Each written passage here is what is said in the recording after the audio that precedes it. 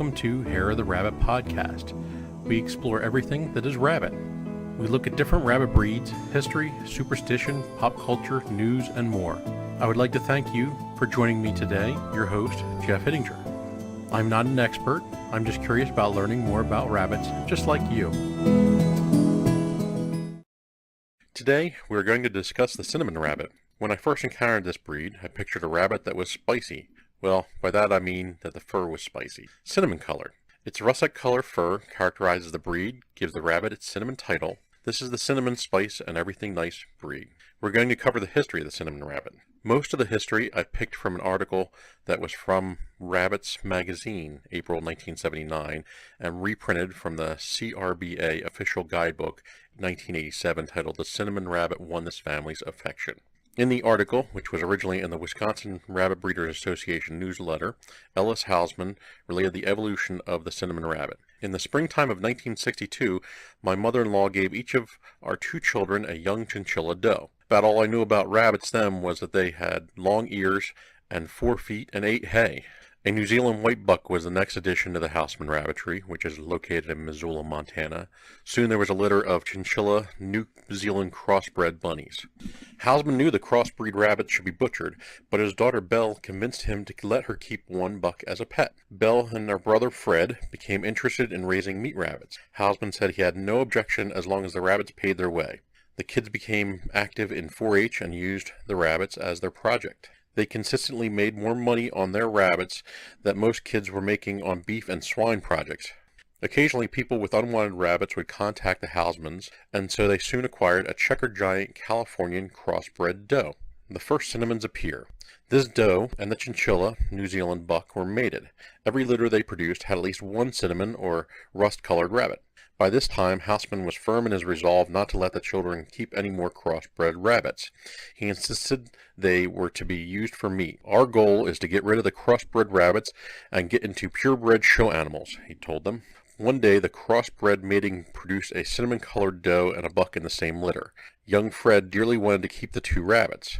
10-year-old boys are known to have their way with their fathers. As Ellis explained, a very happy young boy ran to the rabbit pens to tell his two cinnamon-colored friends that they weren't going to be killed and would be his forever and ever.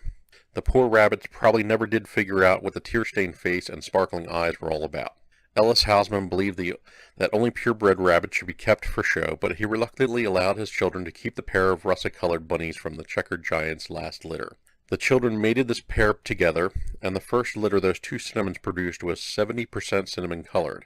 By this time, Dad had become interested in the cinnamons. He began paying attention to them. I had realized that there was a different sheen to the hair of the cinnamon-checkered California doe, but couldn't decide what it was. Then I saw satin at a show and knew what the fur sheen was from. Somewhere the doe had some Siamese satin in her too, he said.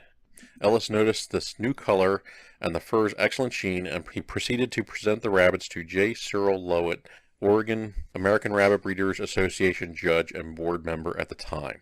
Lowett declared that there was a strong possibility of the rabbit's ability in becoming an official breed, as there was no other breed like them in the United States. There are a couple requirements needed for an unrecognized breed of rabbits to become an official breed according to the American Rabbit Breeders Association. The Hausmans needed to have their rabbits passed by 3 different American Rabbit Breeders Association conventions. The Hausmans first took their cinnamons to the American Rabbit Breeders Convention in Calgary, Canada in 1969 for their first official showing. The cinnamons were immediately approved, so the family sent them to the 1970 convention in Syracuse, New York. Things became more complicated in 1970. Now, there are 2 stories about this convention. The first is that first I'm going to cover right now, and I'll cover the second briefly. So the first is, unfortunately, the family could not attend and therefore sent the rabbits to Syracuse by air freight. During the trip, the rabbits contracted a virus that sickened and even killed some of them, and they were not passed by the convention due to their poor form and condition. And here's the second story. Very similar, but a little different. Less than a month before the convention, the cinnamons came down with a virus. Some of the best rabbits were lost. The rest had to be gotten back into condition for the convention, which was in a brief 3-week time.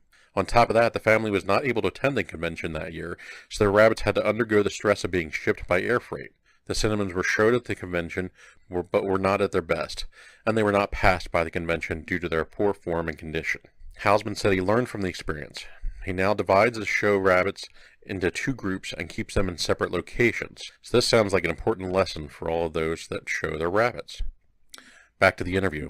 In 1971, a dog broke into the rabbitry and killed 3 cinnamon does scheduled to go to that year's convention in Albuquerque. Still, comments from that year's convention were favorable, but the cinnamons were not yet accepted in the standard. Hausman attributed this to the poor showing they had the year before. The drive back to the Hausman's home in Missoula, Montana after the Albuquerque show was catastrophic. Slick roads and a severe blizzard slowed them down. In the midst of the storm, they lost a wheel on the trailer. They were forced to put the rabbits in the truck and leave the trailer behind. For a while, Hausman said that he thought the whole cinnamon project was jinxed, but they didn't give up. In 1972, at the American Rabbit Breeders Association convention in Tacoma, Washington, the cinnamons became a recognized breed. Belle Hausman, the young child of Ellis Hausman, who started the program with her brother Fred, passed away April 5th, 2016, in her home among family. She was 84 years old and lost her battle with cancer. The rabbit breeding world has lost a wonderful lady and will be missed very much. If you would like to email me, reach out at hareoftherabbit@gmail.com, or you can visit the website at hareoftherabbit.com. If you would like to support the podcast and keep the lights on, you can support us whenever you use Amazon through the link at the website on the Support the Podcast page. This will not cost you anything extra, and I cannot see who purchased what. You can also become a Fluffle fan supporter by donating through Patreon. And again, there's a link at the hareoftherabbitpodcast.com.